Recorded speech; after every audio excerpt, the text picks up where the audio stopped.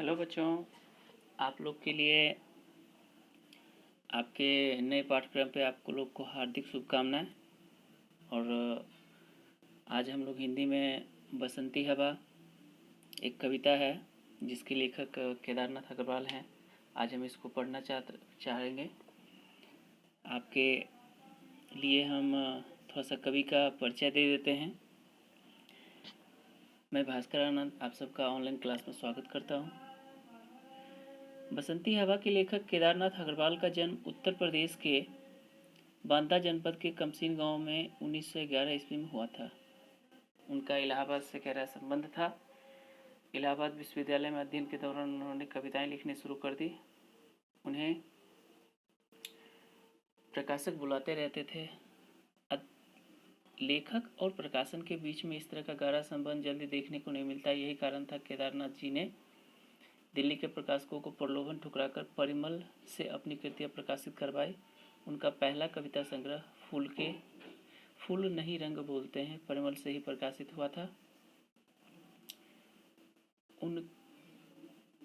ये हिंदी के प्रमुख कवियों में से एक थे और इनका देहावसान 22 जून 2000 ईस्वी को हुई। अब हम लोग इस कविता में पढ़ेंगे क्या?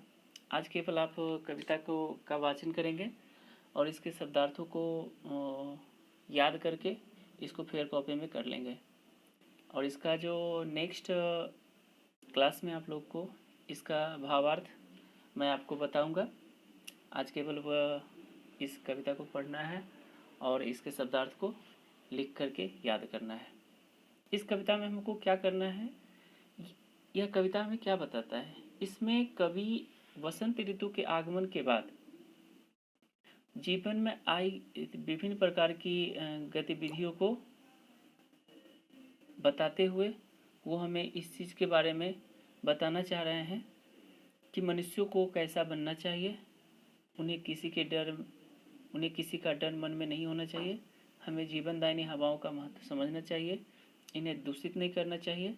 बसंत ऋतु के आगमन से लोगों में नई चेतना का विकास होता है तथा सभी मस्त रहते हैं। इसके रास्ते में जो भी आते हैं उन्हें अपने संग बहा कर ले जाती है तथा खूब मौज मस्ती करती है।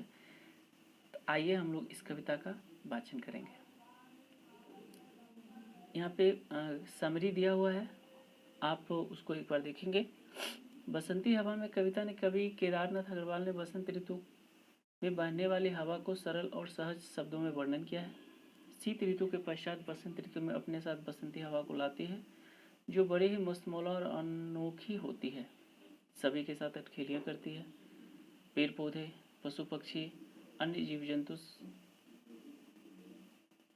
सभी को आनंद से भर देती है, इसलिए सभी इसका स्वागत करते हैं। इसके आते ही चारों ओर खुशी उल्लास का वातावरण छा जाता है जिसे देखकर बसंती हवा भी आनंदित होती है। हवा हूँ हवा में बसंती हवा हूँ, सुनो बात मेरी अनोखी हवा हूँ। बड़ी बाबुली हूँ बड़ी मस्त मौला, नहीं कुछ फिक्र है बड़ी ही निडर हूँ। जिधर चाहती हूँ उधर घूमती हूँ, मुसाफिर अजब हूँ। न घर बार मेरा न उद्देश्य मेरा, न इच्छा किसी की न आशा किसी की, न प्रेमी न दुश्मन। जिधर चाहती हूँ उधर घूमती हूँ, हवा हूँ हवा में बसंती हवा हूँ। जहाँ से चली मैं जहाँ को गई मैं, शहर गांव बस्ती नदी रेत निर्झर।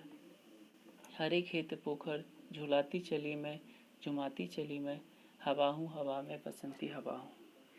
चढ़ी पेड़ महुआ थपाथप मचाया, गिरी धम्म से फिर चढ़ी आम ऊपर। उसे भी झकोरा किया कान में को, उतर भगी मैं हरे खेत पहुँची। वहाँ गेहूँ में लहर खूब मारी, पहर दोपहर क्या अनेकों पहर तक। इसी में रही मैं खरी देख अलसी, लिए शीस कलसी मुझे खूब सूझी। हिलाया डुलाया गिरी पर न कलसी, इसी हार को पा हिलाई न सरसों झुलाई न सरसों। हवा हूँ हवा में बसंती हवा हूँ। मुझे देखते ही अरहरी लजाई, मनाया बनाया न मानी उसे भी न छोड़ा। पथिक आ रहा था उसी पर धकेला, हंसी जोर से मैं हंसी सब दिशाएं। हंसे लहलहाते हरे खेत सारे, हंसी चमचमाती भरी धूप प्यारी। बसंती हवा में हंसी सृष्टि सारी, हवा हूँ हवा में बसंती हवा हूँ। अब हम लोग अगले क्लास में इसके भावार्थ के साथ उपस्थित होते हैं। तब तक आप अपना स्वास्थ्य का ध्यान रखिएगा, पढ़ाई मन से कीजिएगा, और इसका जो ये शब्दार्थ दिया हुआ है इसको आप लोग लिख के अच्छे से याद कर लीजिएगा, और इसके साथ आप कविता को भी याद कर लीजिएगा। धन्यवाद।